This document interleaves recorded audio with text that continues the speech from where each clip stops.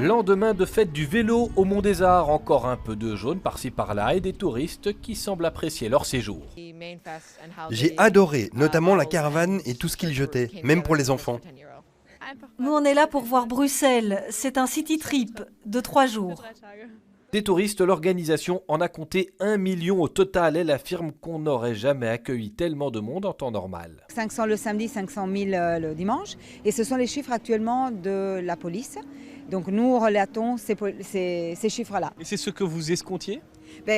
Oui, on est vraiment dans des très très bons chiffres puisqu'on avait parlé au départ de entre 500 et 1 million. Au total sur les 2 étapes, on est à 1 million.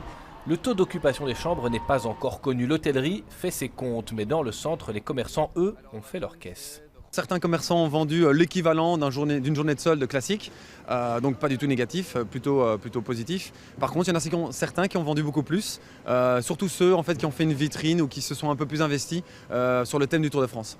Un constat est manifeste, il n'y a pas eu d'incident, pas de bagarre entre supporters, pas de dégradation de mobilier urbain, pas d'arrestation et la coopération était bonne entre les différents services bruxellois. EasyBus, Bruxelles Mobilité, énorme travail, la police bien entendu, toutes les polices des différentes zones. Donc ça a été vraiment toutes les autres institutions de Bruxelles, ça a été vraiment un travail d'équipe. On rappelle que pour l'occasion, quelques 1200 policiers étaient mobilisés, 250 voitures mal garées ont été dépannées. Bruxelles estime avoir montré sa capacité à gérer ce genre de grands événements.